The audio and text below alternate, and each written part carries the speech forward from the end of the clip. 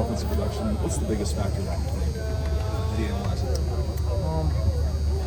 Definitely. I mean, I do, and I will. I'm kind of about Notre Dame right now, though, you know, and I know there'll be a time and place to look back and talk about the things in their entirety, but we got a cool opportunity in front of us right now. So not to dodge it. I definitely won't dodge it. I'll be happy to answer it at the appropriate time, but that'll be once the season's over. You talked a little bit about just the red zone, execution last night on Monday night. Do you feel like that was more a function of execution, or their play calls, which you had back in that scenario? What was your evaluation of Yeah, there was one play call where I'm not their defensive coordinator. I'm pretty sure they were misaligned. That had we recognized it, we could have done better. Everything else was kind of there. We just didn't, we didn't make plays, and so that's on us too. I mean, we all own in it. The calls, the coaching, the execution, like we all own in it. We had some opportunities to make them, but we got to go make them. We got to coach better and execute better. Coach, what can fans expect on signing day in general going forward here this last month? A lot. We're excited about it. I think it's going to be a great, fun, exciting close. It's so unique right now because it's just jumping up on us so quick. And again, us not being in homes, not getting a chance to go out on the road and recruit. We've had a chance to go evaluate, to go see games, but that whole piece has been very, very different. I know it has been for everybody across the country, and I think because of that, you're seeing some of the volatility that you're going to see. I mean, you're seeing it all over the country. You're going to see guys moving around, and you're seeing it for two reasons. You're seeing, some guys that are changing for their minds for whatever the reason is. And again, it's kind of unique because you can't go get in front of all their faces right now. And then you're seeing some schools that are changing their minds, and you're actually seeing that a lot more than ever before, in my opinion. And that's just the nature of that's just the world that we're in right now. And that's going to, players have always changed their mind and changing it more. In the last several years, have probably changed it more and more than ever before. It's probably upticked as time has went on. But there's a lot of schools that are changing their mind too. But it's not like the schools are going to jump in front of cameras like this and say that. So I think you're going to continue to see volatility because of those two things. How do you feel about not making in-home visits this year? Is it something you miss? Something you don't miss? I do. I miss it. I mean, it's a really difficult time, because you're balancing that, you're balancing anything going on, like last time, this year we were getting ready, in the process hiring a whole defensive staff, you're getting ready for a bowl game, your own roster. It's like, I understand why they did it, and I think there's good reasons. Do you miss part of it? Sure you do, right? Just to go sit down with people, to go in their homes, or be able to go to the school and sit down and have some of these conversations face to face. We're all used to doing it. We don't really know anything different. So I think for all of us that have been in it for a while, it's pretty unique. The offensive line seems to be playing just more confidently, just in general. What do you feel like the turning point was for that group? Probably Michigan.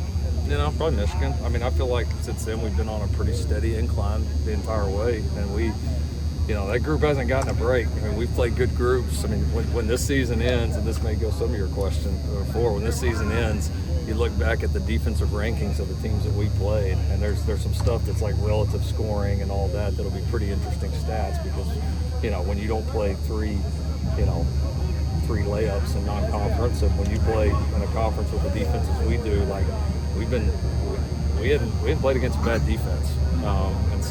And we played against a lot of good individual defensive linemen and defensive lines. And I think we battled. I think that's kind of battle tested us. I think we've just gotten better. We've stuck with it.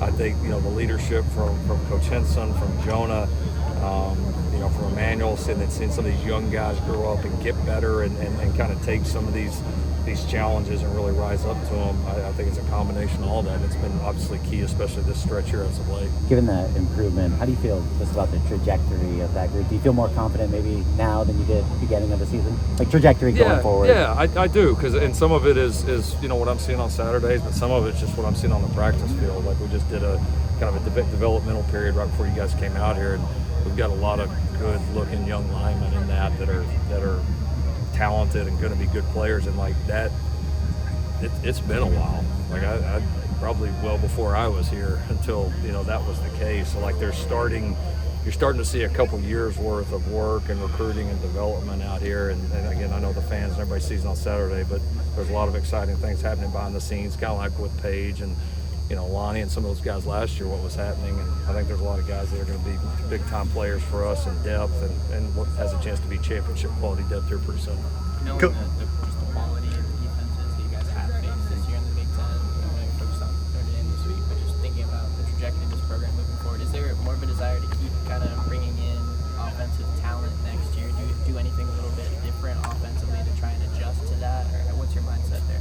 Hard to say right now. I mean, it's some of that's going to depend on, what all happens with our current roster, and we have some guys. We'll have a few guys obviously that have decisions to make on, if they go pro or they stay and play another year. Not a ton, but we got a couple guys that have those decisions. So, we'll just see. Obviously, we're going to try to, we're going to try to get the right talent in here. We're going to try to continue to build some of these position groups, especially, O-line and tight end have been one that we have really tried to revamp in our time here, and I think we're proud of the progress we've made and excited about what's there in the future. And whatever it's got to be. I mean, it's sure you always want to bring in talent. It's just kind of at what positions and where do you need it to be successful. And I'm comfortable being successful, whatever it takes, whatever personnel groupings it is, however we play. That doesn't even really matter to me. I just want to do what's best. And that's how we've always viewed it, and I think that's why we've been pretty multiple through the years, and we'll have to continue to adapt and adjust, I think, like we always have.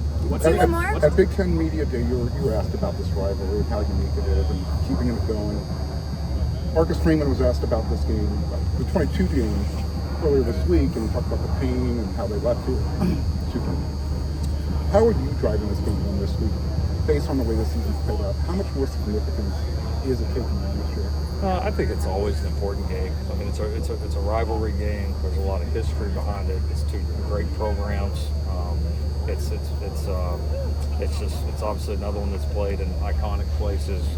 And again, I just think when you come here, I mean, the history behind this game is so epic. I mean, it just is. And so I just think it would be, number one, I think it would be disrespectful to not be as ready as you possibly can be, coaches, players, everybody.